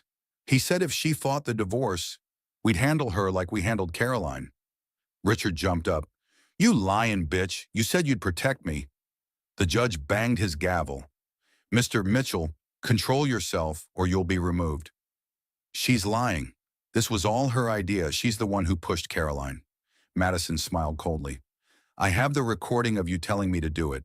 Richard, would you like me to play it?" The courtroom erupted. The judge called for order, but the damage was done. Richard had essentially confessed in open court. During a recess, Sarah stood in the hallway with her family. William was fussing, and she nursed him discreetly while Emma shielded her from prying eyes. "It's almost over," Judge Patterson said. "He's finished." Detective Roberts approached them. "Sarah, you did amazingly up there. Your mother would be proud." "She's the real hero," Sarah replied. "Her evidence is what's convicting him." "No," Roberts disagreed. "You're the hero. You survived, you stood up, and you're helping other women do the same." The Helen Parker Foundation had already helped dozens of women in just 2 months. Emma ran the legal services, Sarah provided peer support, and Judge Patterson had recruited other legal professionals to volunteer. When court resumed, Richard took the stand against his lawyer's advice. His testimony was a rambling mess of accusations, denials, and eventually, angry confessions. "Yes, I had affairs. Yes, I hid money. But Caroline's death was an accident. Madison misunderstood what I meant." What did you mean, Mr. Mitchell? Morrison asked smoothly. I just wanted her gone, I retry, and continue edit. I just wanted her gone. I didn't mean for anyone to die, but someone did die. Your pregnant wife, an unborn child? Richard's face contorted. That wasn't supposed to happen. Madison took it too far. So you admit to conspiracy, Stevens objected frantically, but the damage was done. Richard had implicated himself completely. The jury deliberated for only 3 hours. Sarah waited in a small room with her family, William sleeping peacefully in his carrier, unaware of the momentous events unfolding. Whatever happens, Emma said, you've already won.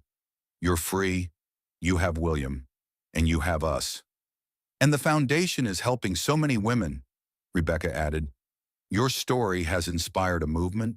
When the bailiff called them back, Sarah's heart pounded. She held Emma's hand tightly as the jury foreman stood. On the count of conspiracy to commit murder in the first degree, we find the defendant guilty. On the count of murder in the second degree, we find the defendant guilty. On the count of money laundering, we find the defendant guilty. The list went on. Guilty on all counts. Richard would spend the rest of his life in prison. Richard turned to stare at Sarah as the officers prepared to take him away. You've ruined everything, he spat. Sarah stood, holding William.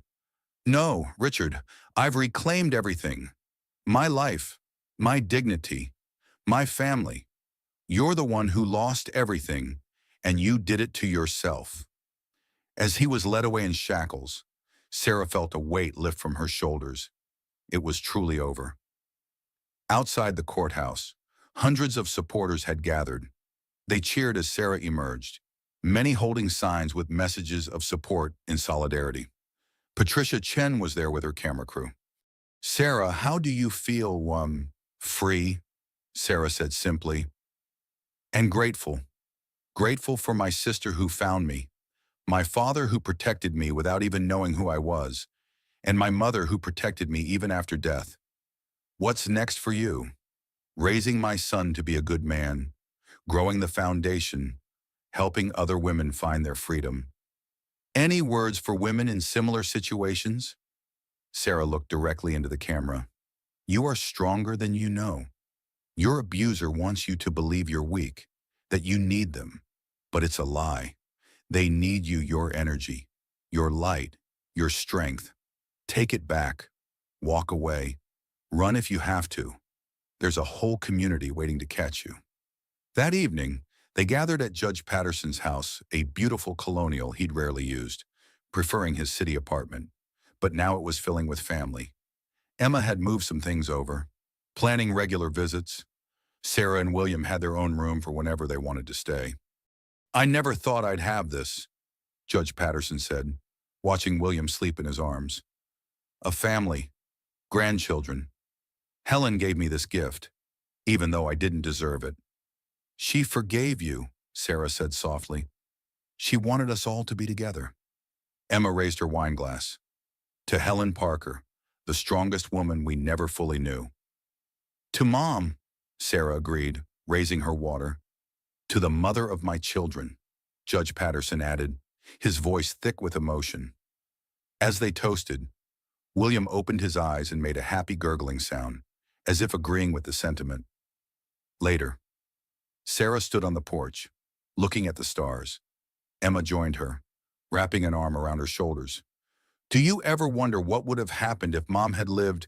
Emma asked. Every day, but I think she knew her time was limited. That's why she set everything in motion. The evidence, the key with Madison, even making sure you'd find me. Fine. As she was playing chess while everyone else was playing checkers. Sarah laughed, a real, genuine laugh that had been absent for so long. Richard never stood a chance against her. Or against you. You know you're incredible, right? The way you handled everything. The foundation. Raising William alone. I'm not alone, Sarah interrupted. I have you. I have Dad. I have Rebecca and Dr.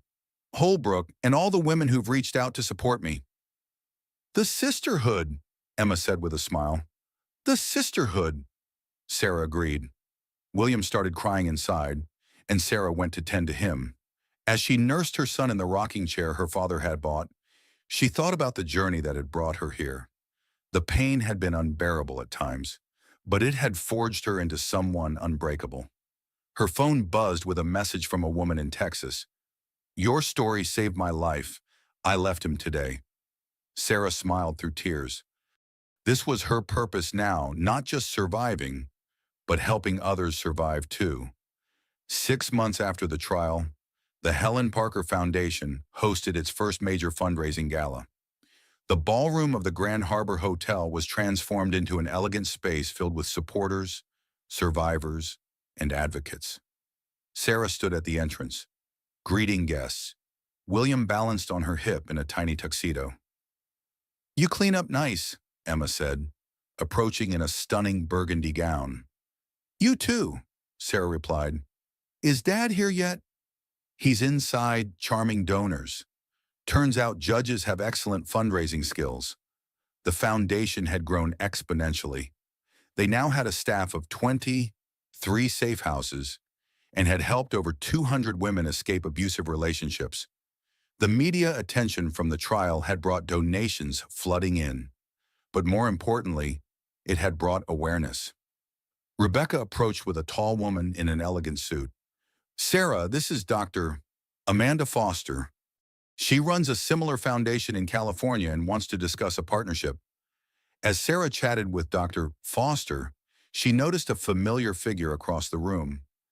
Detective Michelle Roberts, now retired from the force, had joined the foundation as head of security. "Any problems?" Sarah asked her quietly during a break in conversations. "None at all, though there's someone here who wants to speak with you privately. She says she knew your mother." Intrigued, Sarah followed Roberts to a quiet corner where an elderly woman sat, her silver hair elegantly styled. "Mrs. Anderson," Sarah said, recognizing her former neighbor. "Hello, dear. You look wonderful. Your mother would be so proud. Thank you for coming." Mrs. Anderson pulled out an envelope. "I have something for you. Helen gave this to me years ago. Told me to give it to you when you'd found your strength. I think that time is now." Sarah opened the envelope with trembling hands. Inside was a photograph of her mother holding a baby Sarah, with another young woman beside her, holding another baby. "That's me," Mrs. Anderson said. "And that's my daughter. We were both single mothers, supporting each other. Your mother saved us. You know, my ex-husband was abusive, and Helen helped me escape. She testified in court. Let us stay with her, even helped me get a job." Sarah stared at the photo, seeing her mother in a new light yet again. "She started helping women long before you were born," Mrs. Anderson continued. "Unofficially, quietly but consistently. This foundation, it's not just continuing her work, it's making it official. I had no idea. She didn't want recognition, but she'd want you to know that you're not just following in her footsteps, you're walking a path she blazed." As Mrs. Anderson rejoined the party, Sarah stood holding the photograph. Her mother had been fighting this fight for decades. "Sarah," Judge Patterson appeared beside her. "It's time for your speech." The ballroom fell silent as Sarah took the podium, William now in Emma's arms in the front row. "6 months ago," Sarah began, "I was a victim. I'd been emotionally abused, financially controlled, and physically assaulted while 8 months pregnant. I thought my life was over." The audience was riveted. "But I learned something important. Rock bottom can be a foundation. The worst moment of your life can become the turning point. I was slapped in a courtroom, went into labor from trauma, and discovered my husband was involved in murder. But I also found my sister, reunited with my father, and discovered my mother had been protecting me even after her death." She paused, looking at the faces before her. Many were survivors themselves. The Helen Parker Foundation isn't just about helping women escape abuse. It's about showing them that there's life after trauma. Beautiful, purposeful, powerful life. We provide legal services, safe housing, therapy, job training, and most importantly, community. Because healing happens in connection. The room erupted in applause. Tonight, I want to announce our newest initiative, the Warrior Women Program. We're partnering with companies nationwide to provide job opportunities for survivors. Economic independence is crucial for preventing women from returning to abusive situations. More applause. Sarah saw several CEOs nodding, ready to sign on. My mother, Helen Parker, helped women in secret for decades. Today, we do it in the open. We do it proudly. And we do it together. She raised her glass. To the warriors among us, those who've escaped, those still fighting, and those who didn't make it, we carry your stories, we honor your struggles, and we'll never stop fighting for justice. The standing ovation was thunderous. Sarah descended from the podium into Emma's embrace. Mom would be so proud, Emma whispered. She's here, Sarah replied. I can feel her. The rest of the evening was a blur of conversations, donations, and connections. By the end, they'd raised $3 million, enough to open 2 more safe houses and expand their legal services. As the evening wound down, a young woman approached Sarah hesitantly. She couldn't have been more than 22, with bruises poorly hidden by makeup. Are you Sarah Mitchell? She asked quietly. I am, and you are? Jessica. I need help. My boyfriend. He's like your ex-husband. I saw your interview and I thought, maybe. Sarah immediately shifted into advocate mode. Jessica, you're safe here. Let me introduce you to some people who can help tonight. She brought Jessica to Michelle Roberts and Dr. Holbrook, who immediately began safety planning. Within an hour, Jessica was on her way to one of their safe houses. Another life saved, Emma said, watching them leave. That's why we do this, Sarah replied. Judge Patterson joined them, looking tired but satisfied. I've been thinking, he said. I'm going to retire from the bench. Both daughters turned to him in surprise. Dad, no, Emma protested. You love being a judge. I love justice more. And I can do more good working with the foundation full time. Besides, I want to spend time with my grandson, be the father I couldn't be before. Sarah hugged him tightly. We'd be honored to have you. As they prepared to leave, Sarah received a text from an unknown number. Her blood ran cold. It was similar to Richard's threatening messages from months ago. But when she opened it, she gasped. Thank you for saving my life. Madison. She showed it to Emma, who frowned. Do you think it's real? I don't know. But if even Madison can recognize what we're doing, then we're really making a difference. They left the hotel together, a family forged by secrets and strengthened by truth. William slept peacefully in his car seat, unaware of the legacy he'd been born into. As they drove home, Sarah thought about the future. William would grow up knowing his worth wasn't determined by wealth or power, but by how he treated others. He'd be raised by a village of strong women and good men who understood that real strength meant lifting others up. 1 year later, Sarah stood in the same courtroom where her life had changed forever. But this time she was there as an advocate, supporting another woman through her divorce from an abusive husband. The courtroom had been renovated, but Sarah could still see the spot where Madison had slapped her, where her water had broken, where she'd first seen her father without knowing who he was. You okay? Emma whispered beside her. Just remembering. It's different now. You're different. Sarah nodded. She was different, stronger, more confident, with a purpose that drove her every day. The case proceeded smoothly. The woman's husband reminded Sarah of Richard, charming on the surface, vicious underneath.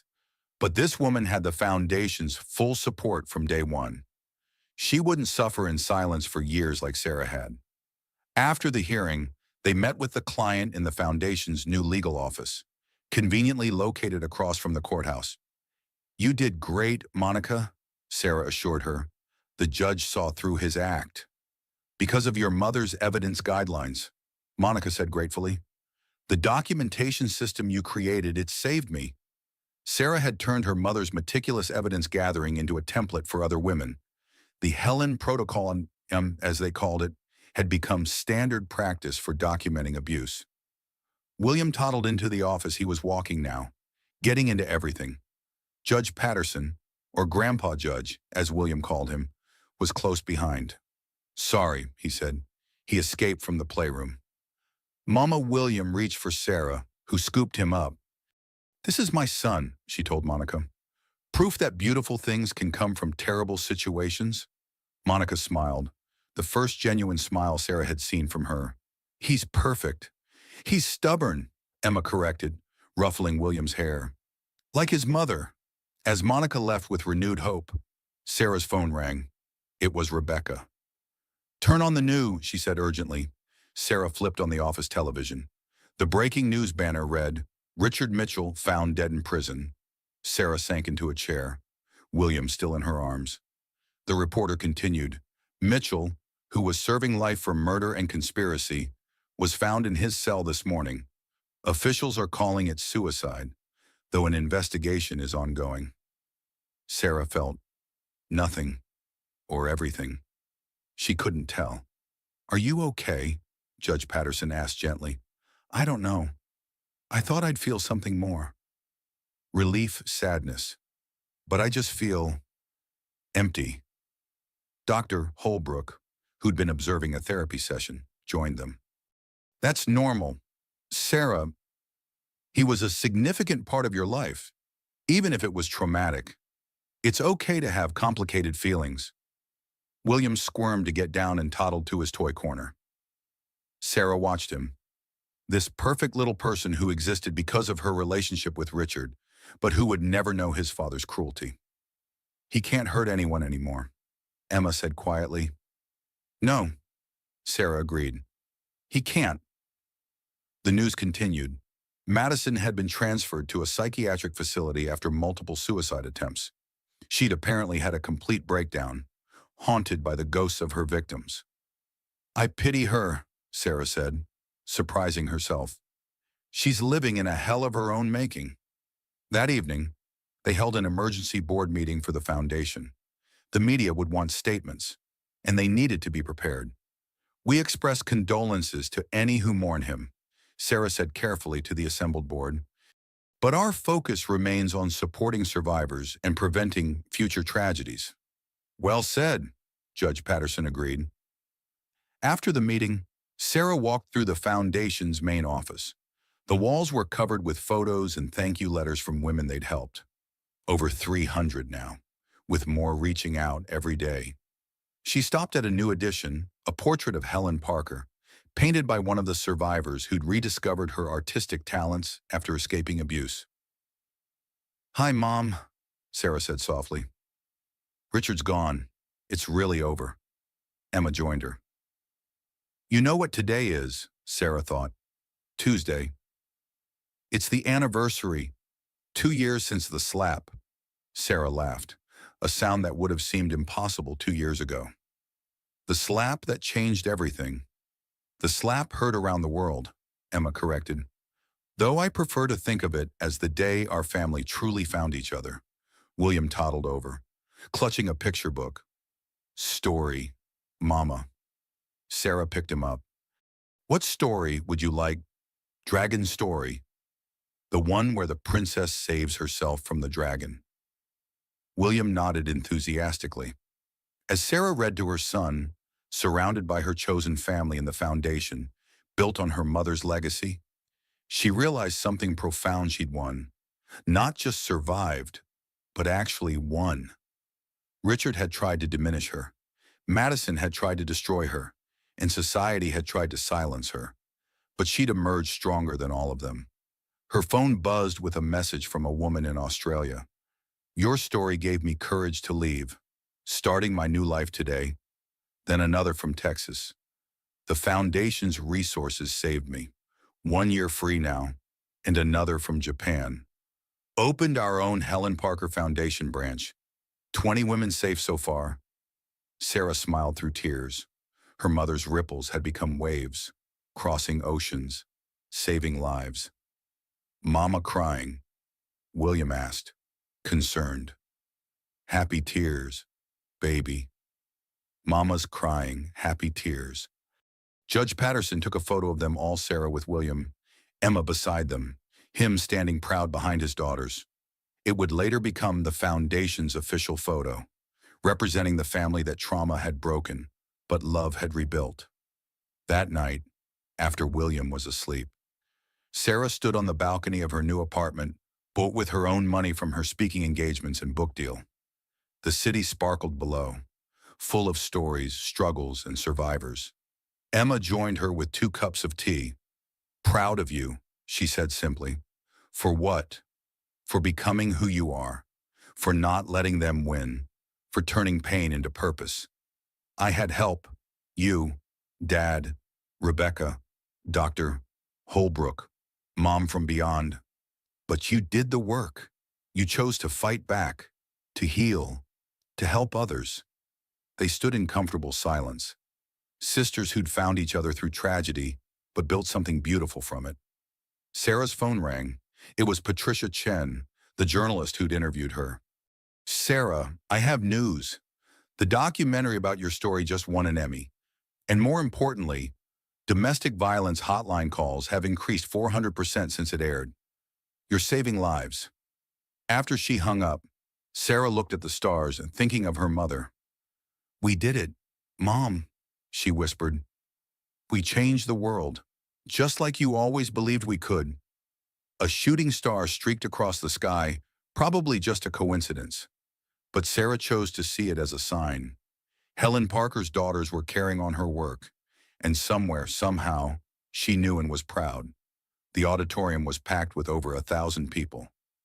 Sarah stood backstage, adjusting her notes one final time. At 33, she'd become one of the most recognized advocates for domestic abuse survivors in the country. Nervous, Emma asked, appearing beside her with a grin. Always, but it's good nervous. William's in the front row with Dad. He made you a sign. Sarah peeked out to see her son, now 6, holding a poster that read, My mom is a hero in crayon. Judge Patterson sat beside him, beaming with grandfatherly pride. This wasn't just any speaking engagement. This was the 5th anniversary celebration of the Helen Parker Foundation, which had grown into an international organization with chapters in 15 countries. Ready, the stage manager asked. Sarah nodded, straightening her shoulders. As she walked onto the stage, the audience erupted in applause. She saw familiar faces: Monica, now a successful business owner; Jessica, who'd become a counselor; Mrs. Anderson, still spry at 80; Rebecca, who'd left corporate law to run the foundation's legal department full-time; Dr. Holbrook, who developed their therapy program that was now used worldwide. 5 years ago, Sarah began, I was slapped in a courtroom while 8 months pregnant. That moment of violence, meant to humiliate and control me, instead became my liberation. She told the story they all knew, but never tired of hearing, finding her sister, discovering her father, uncovering her mother's legacy. But this isn't just my story. It's all of ours. Every survivor who chose to leave, every supporter who chose to believe, every advocate who chose to fight. We are a chorus of voices that refuses to be silenced. The audience was captivated as Sarah announced the Foundation's latest achievement: legislation passed in 12 states, increasing penalties for domestic violence and providing better support for survivors. The Helen Parker Law was making real change. My mother saved lives in secret. Today, we save them proudly, loudly, unapologetically. We've helped over 5,000 women directly and countless more through our resources and programs. She paused, looking at William, who was watching with the serious attention only a 6-year-old could muster. My son asked me recently why his daddy wasn't around. I told him the truth age-appropriately. Of course, that sometimes people make choices that hurt others, and we have to protect ourselves from those people. He thought about it and said, That's okay, Mama. I have Grandpa Judge and Aunt Emma and all the foundation ladies. That's lots of family. The audience laughed warmly. He's right. Family isn't just blood. It's the people who stand by you, fight for you, and refuse to let you fall. This foundation is my family. All of you are my family. As she concluded her speech, the crowd rose to their feet. William broke from Judge Patterson's grip and ran onto the stage, hugging Sarah's legs. She picked him up, and he whispered in her ear. "What did he say?" Someone called out. Sarah laughed. "He wants to know if we can get ice cream after this." The audience roared with laughter. This was life after trauma, normal moments, silly requests, the beautiful ordinary that she'd fought so hard to achieve. Later, at the reception, Sarah mingled with supporters and survivors. A young woman approached hesitantly. "Ms. Mitchell, I'm Claire. I just left my husband last week. Your story. It saved me." Sarah took Claire's hands. "You saved yourself. I just showed you it was possible. The foundation is helping me with everything. I don't know how to thank you. Live well. That's the best thanks. Live well and help another woman when you're ready." As Claire walked away, stronger already, Sarah felt the familiar warmth of purpose. This was her life's work now, not just surviving, but helping others thrive. Emma appeared with champagne. Madison's lawyer contacted the foundation. Sarah's eyebrows rose. "Oh, she wants to donate her entire trust fund to us. Says it's blood money and we can do good with it." Sarah considered this. Madison had been released to a halfway house after her psychiatric treatment, a broken shadow of her former self. "Accept it," Sarah decided. "That money can help a lot of women. Maybe it's her way of making amends. You've really forgiven her?" "I've released her. Forgiveness is different, but holding on to anger only hurts me, not her." Judge Patterson joined them with William on his shoulders. "The mayor wants to give you a key to the city," Sarah laughed. "I don't need keys. I need funding for 3 more safe houses." "Already handled," a familiar voice said. Rebecca approached with a check. "Anonymous donor, $20 million. Sarah's jaw dropped. "Who?" "They want to remain anonymous, but they said your mother helped them once. Long ago. They're paying it forward." Tears sprang to Sarah's eyes. Even now, Helen Parker's kindness was returning multiplied. As the evening ended, Sarah stood outside the venue with her family. William was asleep in Judge Patterson's arms, exhausted from his exciting day.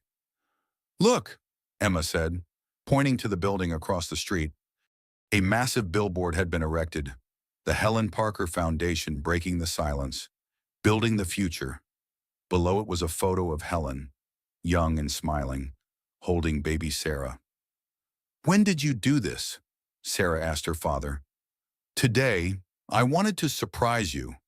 Your mother should be remembered." Sarah stared at her mother's face, larger than life, watching over the city where she'd quietly saved so many. "We did it, Mom," she whispered. A hand slipped into hers, Emma's. Another rested on her shoulder, her father's. William stirred but didn't wake, safe in his grandfather's arms. This was her family, broken and rebuilt, found and chosen, stronger for having been tested. The millionaire ex-husband who tried to destroy her was gone. The narcissistic abuse that had nearly broken her was a distant memory. The financial independence she'd fought for was secured. But more than that, she'd found her purpose, her voice, her power. She'd transformed from victim to survivor, to warrior to healer. As they walked together toward their cars, Sarah felt her mother's presence one last time, a warm breeze on a still night, a whisper of approval, a blessing for the road ahead. The Helen Parker Foundation would continue growing. More women would be saved. William would grow up knowing that strength meant protecting others, not controlling them. The cycle of abuse that had claimed so many would be broken, one survivor at a time. Sarah Mitchell had been slapped in a courtroom while pregnant, and it had changed everything. But not in the way her abusers had intended. Instead of breaking her, it had revealed her unbreakable core. Instead of silencing her, it had given her a voice that echoed across the world. As she drove home, William sleeping in his car seat. Sarah thought about the young woman she'd been scared, isolated, convinced she was worthless. If she could tell that woman one thing, it would be this: you are stronger than you know. And your story isn't ending. It's just beginning. The city lights blurred past, each one possibly representing a woman who needed help, who would find it because Sarah had refused to stay silent. Her mother had planted seeds in secret. Sarah was tending a garden in full sun, and somewhere, in a small apartment or a big house, in a city or a suburb, a woman was reading Sarah's story and thinking, if she can do it, so can I. That was the real victory. Not the money from the divorce, not the justice of Richard's imprisonment, not even the personal healing, though all of those mattered. The real victory was the ripple effect. The countless lives changed because one woman had stood up and said, "No more." Sarah pulled into her driveway, her phone already buzzing with messages from women needing help, reporters wanting statements, partners offering support. Tomorrow would be busy. There would be more battles to fight, more women to save, more systems to change. But tonight, she would tuck William into bed, call Emma to say goodnight, text her father a heart emoji that would make him smile. She would stand on her balcony and look at the stars. Knowing her mother was proud, she would go to sleep in a bed she'd bought in a home she'd earned, free from fear, full of purpose. She was Sarah Mitchell, survivor, advocate, mother, daughter, sister. She had been broken and rebuilt herself. She had been silenced and found her voice. She had been alone and built a family. And this wasn't the end of her story.